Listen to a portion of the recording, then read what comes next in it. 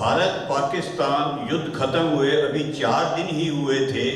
माहौल तनाव का था, लेकिन दिल्ली के रामलीला मैदान में हजारों लोगों के बीच जब प्रधानमंत्री लाल बहादुर शास्त्री खड़े हुए तो उनकी वाणी में आत्मविश्वास और चेहरे पर सुकून था। तालियों की गूंज थमी नहीं थी। तभी उन्होंने मुस्कुराते हुए कहा, सदर अयूब कहते थे कि यो दिल्ली तक पैदल पहुंच जाएंगे, लेकिन मैंने सोचा कि उन्हें क्यों कष्ट दिया जाए, हम ही लाहौर जाकर उनका स्वागत कर लेते हैं। यह सुनते ही पूरा मैदान जोश से भर उठा।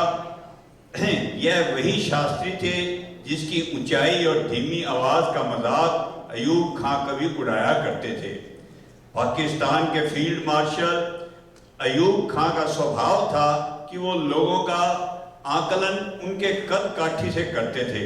साल भर पहले उन्होंने शास्त्री जी के व्यक्तित्व का मजाक उड़ाया था, लेकिन 1965 की जंग के बाद वही अयूब खां हताश हो और निराश नजर आने लगा। दरअसल वो मान चुके थे कि नेहरू के निधन के बाद भारत कमजोर पड़ गया है, लेकिन शास्त्री का नेतृत्व इस सोच को झुठलाने के लिए काफी था। यही कारण था कि अयूब ने अमेरिका तक पर दबाव बनाया कि शास्त्री को महत्व ना दिया जाए। शास्त्री जी को काहिरा में गुटनिरपेक्ष सम्मेलन के लिए जाना था। उससे पहले अमेरिका के राष्ट्रपति लिंडन जॉनसन ने उन्हें निमंत्रण भेजा, लेकिन अयूब खां की सख्त आपत्ति के चलते हुए वह न्योता अचानक वापस ले लिया गया। कुलदीप नैयर लिखते हैं कि शास्त्री जी ने इस अपमान को कभी भुलाया नहीं। कुछ महीनों बाद जब जॉनसन ने दोबारा उन्हें पाकिस्तान बुलाना चाहा तो शास्त्री जी ने साफ मना कर दिया। यह उनकी आत्मसम्मान की नीति थी, भारत झुकेगा नहीं।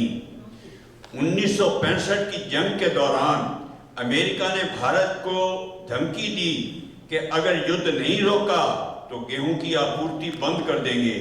भारत आत्मनिर्भर नहीं था। ऐसे में शास्त्री ने देश से अपील की, सप्ताह में एक दिन एक वक्त का भोजन छोड़ दीजिए। उन्होंने पहले इसे अपने घर पर आजमाया। पत्नी ललिता शास्त्री और बच्चे भूखे रहे ताकि शास्त्री जी देख सकें कि यह संभव है। जब उन्हें विश्वास हो गया कि परिवार भूखा रह सकता है, तभी उन्होंने देश से अपील की।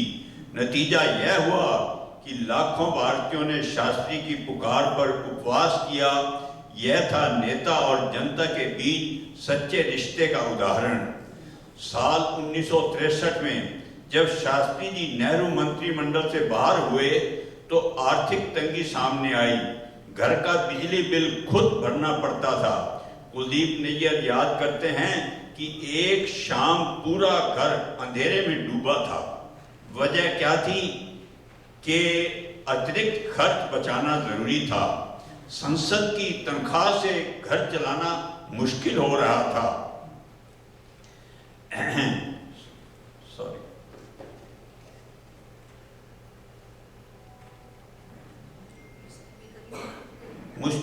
मुश्किल हो रहा था, तो उन्होंने घर की बिजली में खर्चा कम कर दिया।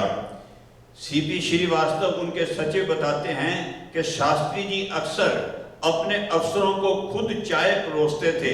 उनका कहना था कि ये मेरा कमरा है, चाय सर्व करना मेरा हक है। कमरे की आवश्यक बत्ती खुद बंद कर देना उनकी आदत थी। उनका मानना था कि सार्वजनिक धन की बर्बादी पाप है। यह छोटी छोटी बातें बताती हैं कि वो बड़े ओहदे पर भी छोटे संस्कारों को कभी नहीं भूले। ताशकंद सम्मेलन के दौरान रूस के प्रधानमंत्री कोसिगिन ने देखा कि शास्त्री जी ने बेहद हल्का खादी का कोट पहन रखा है। उन्होंने उन्हें ऊनी कोट भेंट किया, लेकिन अगले दिन फिर शास्त्री वही पुराना कोट पहने दिखे। जब पूछा गया तो उन्होंने बताया कि नया कोट उन्होंने अपने दल के एक सदस्य को दे दिया है। इस पर कोसिगिन ने कहा, हम तो कम्युनिस्ट हैं, लेकिन शास्त्री जी तो सुपर कम्युनिस्ट हैं। यह शास्त्री जी का त्याग और निश्चलता थी।